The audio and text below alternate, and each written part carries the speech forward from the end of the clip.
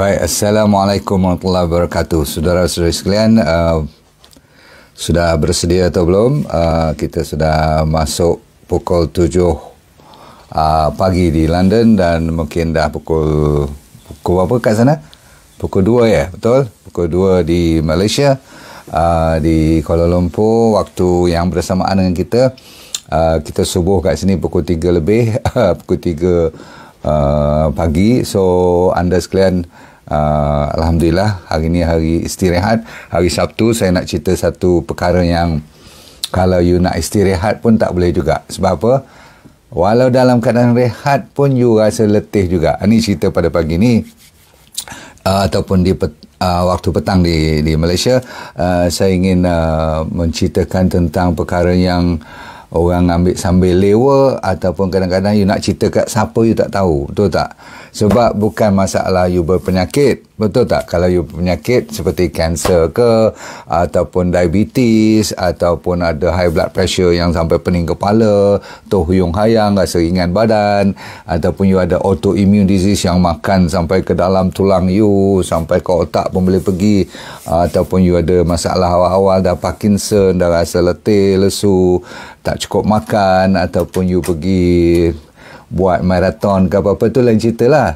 Tapi ni yang you duduk saja-saja ni, you masih lagi rasa letih, faham tak? You rasa macam lesu, tak bermaya. Ada semalam saya kat mana-mana kita pergi pun ada kes-kes macam ni. Semalam saya ada bagi satu lagi talk ke restoran Tok Din. Di atas tu dia panggil family dia just for bagus.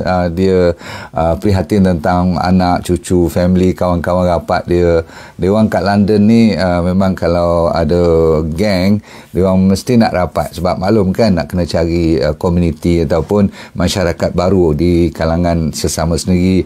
Waktu-waktu COVID baru ni, mereka sama-sama tolong. Kalau seorang kena, yang lain tolong hantar buah kelapa ke, air kelapa, makanan tolong beli. Baguslah dia orang, very very closely knitted, rapat dia punya silaturahimnya. Jadi kita banyak cerita tentang semalam. Ada satu kes tu, dia lepas pada lecture tentang goodbye diabetes, dia cerita kat saya tak ada diabetes, tapi saya letih je, saya tak tahu apa nak buat. Saya jaga restoran ni, tapi saya tak boleh buat kerja lah, nampak sangat saya tak bermaya. So saya kena check dengan anda, ada tak 7 perkara atau 7 sebab utama ni? Boleh dengar dulu, lepas tu you tengok list mana. Okey, kalau boleh sebelum saya sambung, kita selalu nak check suara. Semua dah okey? Mission okey, Firdaus, Sayuz, Ismail, Husni, Ardina, okey, good, thank you very much. Hafizatul pun ada, terima kasih. Waalaikumsalam. Okey, saya doakan sentiasa anda sihat walafiat ya. Saya mulakan sekarang. Bismillahirrahmanirrahim. Assalamualaikum warahmatullahi wabarakatuh. Siapa yang miss London tu? Ji Najib, 10 upon 10. Thank you, suara semua clear. Norris, nombor 1 yang paling orang tak sedar dan tak tahu, topik yang paling saya suka ialah disebabkan stres. Selalu orang lupa yang dia rasa selama ni dia tak berapa nak fikir tentang stres, sebab bodinya telah mengadaptasi kepada gaya hidupnya, yang sebenarnya sepatutnya body tu dah makan dalam, you tak sedar dia dah stres lama dah. Dan kalau boleh, you cuba cek sebelum you jadi lesu tu dan letih sangat. Dulu you letih-letih sesekali, tetapi sekarang ni macam letih sentiasa. Cuba tengok sebelum berlakunya episod ini, apa yang berlaku sebelumnya. You understand? Tekan sejak bulan April tahun ni you kena. Tapi saya nak tanya you, sebelum April tu apa jadi? Sering kali berlaku, orang panggil ada episod ataupun ada satu event yang mungkin setengah orang tu terlupa ataupun teralpa. Contoh, dia ada masalah dengan bos dia, ataupun dia ada kehilangan seseorang yang dia sayang. Biasalah tu kan.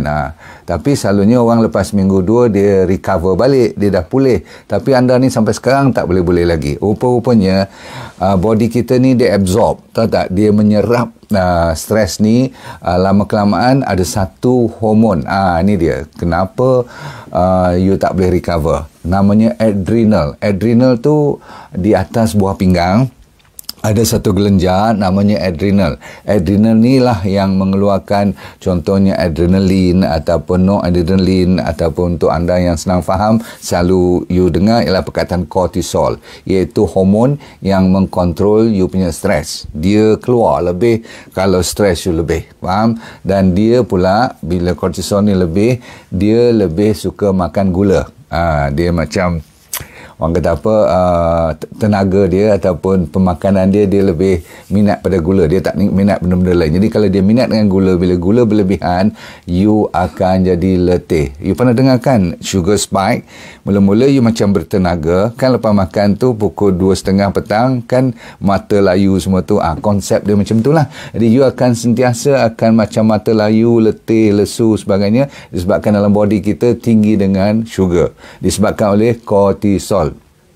Okey, itu satu. Stres juga ada satu lagi tempat lain pada adrenal gland ni. Dalam otak kita ada satu tempat di kawasan tengah-tengah tu, ada satu nama amygdala. Amygdala ni dia kontrol you punya mood.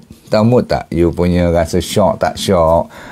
Dan keletihan adalah mungkin hasil daripada tak syok. Hidup kita tak happy, rasa tak seronok, mestilah rasa letih kan. Jadi anda kena cek balik. Semuanya berkisar kepada perkataan start dengan S, iaitu stres. Habis cerita. Sebab saya tahu you tak larat nak dengar perkataan stres ni kan. Rupanya itu punca utama. Tetapi nombor dua, ramai orang pun rasa-rasa macam tahu, tetapi dia buat dirt juga. Iaitulah tidak lain tidak bukan tidur. Saya umpamanya kalau dah berumur macam ni, kalau tak cukup tidur, next day kalau kita berhutang dengan tidur ni, jangan melawak tau. Cuba you tulis kat ni, apa jadi kat you kalau you tak cukup tidur.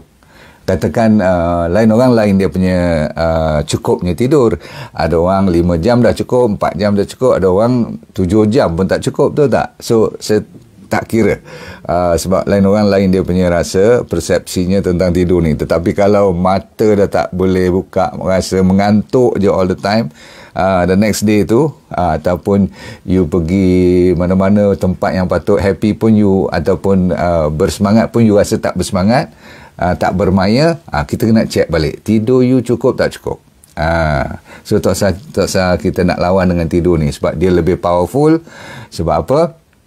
Bila tidur tak cukup, macam-macam boleh berlaku. Umpamanya kalau melatonin you tak cukup, bukan melatonin tu waktu malam saja untuk tidur, tetapi melatonin tu nak dipakai untuk siang pun. Orang kata, dok, melatonin tu bukan untuk malam. Betul, tetapi pembikinan melatonin ialah waktu siang, sewaktu ada matahari, yang dinamakan infrared tu, yang saya suruh kita kena jemur panas kan. Kalau kita tak cukup kena matahari, vitamin D3, K2 yang saya suruh suplemen tu, sebab tu saya suruh suplemen. Sebab apa? Kita nak pakai waktu malam untuk tidur, tapi siang ni melatonin dia merupakan antioksida. Bila antioksida tu cukup, body kita pun akan rasa sihat, segar begar. Itu kena tahu trik kenapa tidur tu mustahak sangat. So siapa yang kalau tidur tak cukup, ada sakit kepala, betul lah tu. Kalau sakit kepala, macam mana nak jadi bersemangat dan bertenaga kan rasa letih. Migraine pula tu lagi tidur lah kan. Faham? Baik, pening dan ada angin pula tu lagi. Kalau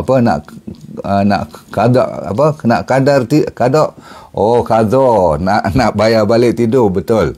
Cuma saya nak bagi tahu pada anda sekalian, tidur yang mencukupi dengan tidur kadar, maksudnya katakan you tak cukup 2 jam, you nak tidur 2 jam waktu siang besok, tak sama dia punya kualiti. Kecuali kalau tidur yang dipanggil power nap yang setengah jam sebelum zuhur, lepas zuhur tu kan, yang kalilah tu, itu memang sunnah pun boleh, no problem. Tapi soal saya ialah tidur jangan melawak, sebab ada kaitan dengan hormon. Sebab tu kita tak boleh rasa seronok, tak rasa best dalam badan kita. Dan selalunya kita tak cukup juga, saya kata apa, vitamin D3, K2. Itu yang kita buat Santera tu. Sebenarnya untuk orang macam saya lah, Santera ni yang tak cukup tidur dan tak cukup matahari. Memang pun. Nombor 3 ikutnya adalah orang lagi tak tahu cerita ni. Sebab tu you kena belajar. Saya bukan pandai, saya pun belajar juga. So saya share dengan you, boleh tak? Virus. Orang tak sedar bila kita muda-muda dulu, kalau yang dah dewasa ataupun yang muda, waktu kecil-kecil dahulu, kadang-kadang kita kena attack dengan virus. Umpamanya virus yang paling famous namanya EBV, Epstein-Barr virus. Nah, Epstein-Barr virus ni, Epstein-Barr EBV ni, you tak payah ingat nama tu, tapi ingat virus saja kita pernah kena attack tak? Pernah. Dalam hidup kita selalu kita kena attack, tapi yang khasnya virus nama EBV ni, Epstein-Barr virus ni, dia konsep macam herpes virus. Herpes ni mulut-mulut yang pecah-pecah, virus-virus yang ada masalah sexually transmitted diseases, semua tu pun you kena fikirkan elok. Dia boleh orang panggil berselindung, dia panggil menyorok. Bila dia dah baik dulu tu, lepas tu dia panggil in remission. Remission tu maksudnya dia macam ada tapi dia tidak aktif. Dan dia mungkin 15-20 tahun yang dulu pun dia boleh hidup balik. Dia macam timbul balik. Melalui apa? Melalui kerja lebih, stres lebih, hutang lebih, bergaduh lebih. Masalah dunia ni tak habis-habis, maka lama kelamaan EBV virus ni dia keluar balik. Bila dia keluar balik, EBV virus adalah antara penyebab utama. Orang putih panggil ada satu penyakit nama fibromyalgia. Pernah dengar tak? Ataupun chronic fatigue syndrome. Chronic tu maksudnya fatigue yang lama, kronik yang tak boleh baik dalam seminggu dua. 5-6 bulan masih lagi duk pergi cari vitamin lah, ambil redoxon lah, ambil vitamin C pun tak baik semua, pergi jumpa bomo pun tak baik, kata orang buat pula tu, lagi bahaya. So jangan nak merepek. Rupanya ada memang makhluk halus namanya virus yang bila dia keluar balik disebabkan oleh stres, nombor 1. So immunity kita jatuh, maka naik virus ni, maka dia kontrol kita. Tu yang nampak macam monyok je, kesian je kan. So ada cara lah saya nak bagi betulkan nanti. Sabar sekejap. Ingat setiap kali saya cerita mesti ada apa nak buat. Kalau tidak, tak guna. Kita bukan cerita, kita nak amal apa yang boleh kita bantu. Nombor 4. Okey, tadi yang virus tu pun kalau stres 1, nombor 2 tak cukup vitamin B1, B2, B12. Terutama sekali B12 lah. Lepas tu saya nak kata apa, zinc pun tak cukup. Maksudnya dari segi diet dah mula kita sejak dewasa ni kena virus dulu satu cerita. Lepas tu bertahun-tahun tak jaga diet, memanglah. Sebab tu kita kena macam kan, saya sampai kena kanser, kena gout dan sebagainya, tu kena jaga diet juga. Nombor 4 ialah ada satu lagi, bukan virus pula, bakteria.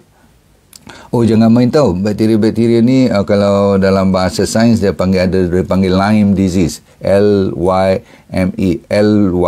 Lyme ni dia memang virus ni kita tak tahu macam mana nak cari dia, sebab dia jenis-jenis yang menyorok ni yang jadi susah sangat ni. Tapi dia punya point ialah dia menyebabkan kita jadi letih, lesu, tak bermaya. Sebab tu siapa yang suka makan garlic, bawang putih, turmeric, kunyit, lagi ada satu lagi herbs namanya thyme. Bukan lime, lime tu nama penyakit, thyme, THYME, thyme punya macam herba sayur tu, you boleh baiki keadaan. Sebab Lyme ni walaupun jarang-jarang, kalau berlaku tempat-tempat overseas, selalunya Lyme disease ni lebih berleluasa. Baik, nombor 5, kita janji 7, ada 3 lagi. Nombor 5 ialah kalau you tinggi dengan gula dalam badan you. Orang kata kalau tinggi gula, tenaga banyak, hyperaktif, betul. Tapi dia naik sekejap je. Lepas tu bila liver dah letih, nak kontrol you punya sugar punya masuk keluar tu, dan vitamin you pun tak cukup, insulin pun dah jadi macam hawa biru, jadi dia tak boleh masukkan sugar tu secara yang cantik dan balance. Maka bila selalunya bertaburan gula di luar daripada sel you, gula ni menjadi tempat orang panggil dia melekat kepada hemoglobin you. Bila hemoglobin dah kena berat badannya, disangkut dengan terlalu banyak gula, maka dia tak boleh laju. Jadi hemoglobin kalau tak laju, oksigen dan nutrien tak ada, you jadi letih. Nampak fahaman tu?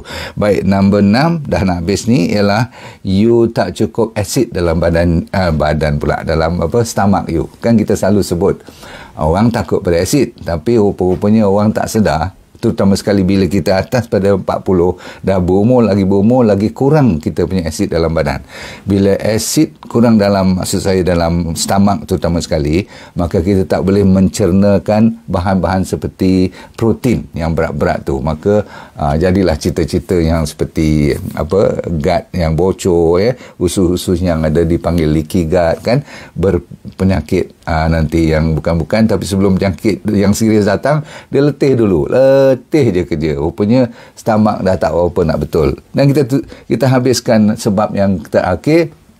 Yang penting sekali ialah tak cukup certain vitamin dan mineral. Terutama sekali kalau you pernah dengar iron tak cukup jadi anemia. Betul? You pernah dengar perkataan potasium dan magnesium. Ini dua mineral yang cukup kuat dalam badan kita sebab tak suka makan sayur. Contohlah. Dan B12 of course. Sebab tu saya kebelakangan ni kan kita buat B-Sweet tu untuk kita masukkan B12 sebagai tumpang sekaki. Sepatutnya B-Sweet tu saya masuk stevia saja dah cukup untuk nak bagi manis je kan. Tetapi sebenarnya tak. Saya mesti letak sesuatu atas kelemahan diri saya sendiri. Saya tahu saya tak cukup B12. Anda semua pun berapa persen tak cukup B12? Hampir 50% daripada rakyat. Kata kajian makanan dalam zaman moden ni hampir 40% daripada makanan kita semuanya tak ada B12 pun. Kalau ada pun yang tak mencukupi. Baik, yang penting sekarang apa kita nak buat? Ready? Okey, saya bagi dalam 5-10 minit ni kita nak bagi apa nak buat. Yang penting sekali kita mulakan dengan olive oil. Yang bagusnya ialah kalau boleh you bukan olive oil tu untuk tujuan nak kuatkan balik. Yang ni lebih kepada untuk yang ada virus dan bakteria yang, ingat tak saya kata yang suka menyorok tu. Jadi kita tak nak dia menyorok lama-lama, kita nak cungkilkan dia. Kita tekan dia dengan olive punya minyak, tak sekuat dengan bijinya. Ataupun ada setengah farmasi you jual pula, kalau you nak beli dia panggil ekstrak daun dia. Daun olive ni rupanya Tuhan bagi bukan minyak saja, bukan buah saja, tapi daunnya pun boleh pakai. Ada di farmasi yang famous dia panggil olive leaf. Saya tak ada benda tu sebab jangan orang pakai pun.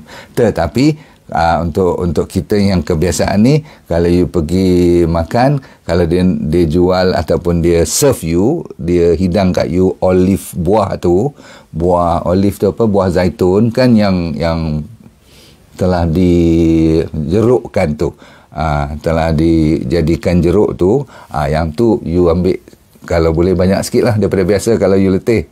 Yang ni terkenal untuk melawan yang saya kata tadi, virus atau bakteria yang menyorok. Dah orang buat kajian, dia antivirus terutama sekali, dia menurunkan kortisol, dia kontrol you punya blood pressure, untuk jantung lagi, dan dia ada sikit sebanyak tentang anti-cancer. Memanglah olive kan. Bagus tak? So you dah belajar sesuatu. So sebab tu Tuhan kata buah zaitun ni kan antara yang tertulis dalam Quran pun, betul tak? Jadi jangan melawak. Bila Allah tulis dalam Quran tu, kita ambil perhatian. Tak berarti yang tak tulis kat situ tak ada impact. Kalau tidak, Tuhan tak jadilah beribu jenis makanan dan minuman. Baik, itu nombor 1. Nombor 2, saya nak bagi iaitu you jangan lupa kepada diet. Tak bolehlah kita lupa langsung. Sebab apa? Kalau nak bergantung dengan suplemen je tak aci. Saya lebih suka you control dengan diet. Dan semalam saya ada cerita di Andy Diet, saya perkenalkan satu terminologi namanya Veto Diet. Sebenarnya dia masih di Andy Diet, cuma supaya orang tak tanya apa dia di Andy Diet. Lepas tu orang tanya pula apa Veto. Veto senang dia, maksudnya VE itu vegan, TO maksudnya totally organic. Apa saja yang vegan tak vegan, maksudnya whole food plant based, apa saja yang berasal atau berasaskan daripada tanah, maksudnya tumbuh-tumbuhan, buah-buahan, sayur, kacang, semua asalkan yang tak ada 4 kaki ataupun bermata, itu dipanggil vegan. Okey. Tetapi sekarang bila D&D diet tu benarkan you ambil daging atau telur atau ikan, mestilah dia totally organic. baru betul. Cakap saya pun bukan makan organik hari-hari. Cuma kalau dah ada peluang, Tuhan bagi rezeki, kalau ada duit lebih sikit, carilah bahan-bahan organik. Kalau sangat-sangat you nak kena makan daging, ayam, kambing, silakan. Jadi untungnya kita belajar Vito Diet ni, dia tidak terlalu keras supaya you boleh ikut sampai bila-bila. Cuma kalau dalam keadaan you tengah letih sangat, tengah lesu, tengah diabetik, tengah teruk, penyakit tengah menyala, janganlah rapat kepada susu, daging-daging berat. Of course, gula tak boleh langsung lah. Itu you faham kan? Itu yang dimaksudkan dengan Vito Diet. Ikut DND Diet, asalnya sama je. Okey, baik. Yang penting air dengan garam. Sambung untuk orang yang letih, jangan lupa termasuk dengan R Extra. Ingat perkataannya, nama R Extra. Saya buat R Extra 19 tahun dahulu untuk membetulkan saya lepas kemo dulu kan letih, lesu, botak kepala, muntah semua, betul tak? So nak betulkan balik air, garam dengan R Extra. R Extra tu adalah mineral-mineral yang terbaik daripada pergunungan. Kita ambil tanah purba tu. Baik, nombor 2, pre and probiotic. Ramai orang selalu lupa kepada serat dan penjagaan bakteria. Probiotik tu maksudnya makanan ataupun bakteria-bakteria yang baik. Jadi kalau you campur macam sauerkraut kan, yang dah jadi jeruk, yang macam kimchi, ataupun you suka makanan Jepun yang ada Indonesia, tempe-tempe semua tu, silakan sebab bagus untuk bakteria. Lepas tu apple cider vinegar, belilah sendiri, murah aja kan, yang ada ibu tu 2 sudu sebelum makan tengah hari, 2 sudu sebelum makan malam dalam air, jangan telan tu, nanti you rasa acidic pula sangat. Okey, lepas tu celery, selalu saya cerita celery. Lepas tu saya suruh you ambil apa lagi, nutritional yeast. Yang ni pun kena cari sendiri. Nutritional yeast tu maksudnya dalam bentuk keping macam emping tu. Okey, lepas tu you nak ambil apa? Vito Diet. Betul. Okey. Ni satu lagi, make sure sayur-sayuran yang menghijau, buah-buahan yang mencukupi, semua tu dalam DND Vito Diet tu memang dah ada. Okey, kita tutup cerita dengan satu lagi minuman. Kalau boleh you cari labu kundur. Boleh ingat tak? Labu kundur. They call it Ashgod. ASH dalam bahasa Inggeris, Ashgod. Ni orang India suka lah ni, tapi orang Melayu pun pernah beli kan. You buat sup, semua tu boleh, ya. So Ashgod semua ni you boleh buat dengan you buat jus dia. Kalau boleh you nak buat smoothie pun tak apa, sebab jus tu selalunya tinggal air, tak ada langsung serat. Boleh tak? So labu kundur ataupun winter melon ni, ataupun Ashgod dalam bahasa orang putih, kita panggil labu kundur atau labu abu. Very powerful. Ni orang-orang master yoga semua ni, dia orang tahu secret ni. Sebab tu dia orang minum air ni, setiap hari dia orang minum. Kalau saya tu celery, satu lagi air bali. Yang lain tu kalau you nak buat dengan air daun salam pun boleh. Ikut balik video-video saya air herba tu. Dan last kali ialah, kalau apa pun you nak campur, nak bagi manis, sekarang ni pakai Be Sweet. Sebab apa? Dalam Be Sweet tu saya dah campur stevia tu saja dah ada membawa kebaikan tenaga, anti radangan, antioksidan semua tu. Tetapi dia lebih, saya masukkan B12. Dan B12 tak perlu banyak pun, setitik, 2 titik pun dah cukup dah dalam Be Sweet tu. So jangan lupa, saudara sekalian, terima kasih banyak. Saya berundur dahulu dan saya akan balik besok lusa, hari Isnin ni saya balik ke Malaysia. Cukuplah kot duduk kat London lama-lama sangat pun rindu pula kat kampung. Sebab tu saya beritahu kat you all, ni duduk kat Malaysia tu lebih seronok sebenarnya. Okey, sebab macam-macam kita boleh buat dan kita biasa kat sana. Pilihan makanan kita pun, saya dengar kata durian banyak sekarang wah, syok betul lah kan. Makanlah sepatutnya, jangan terlalu berlebihan, apapun sederhana. Boleh? Okey, kita dah start promosi pada 25 bulan sampai 30, promosi all out pertengahan tahun. Sila ambil kesempatan. Assalamualaikum warahmatullahi wabarakatuh. Semoga dunia anda bahagia, akhirat syurga, sebab kita pandai apa? Kita pandai let go and feel good all the time. Terima kasih.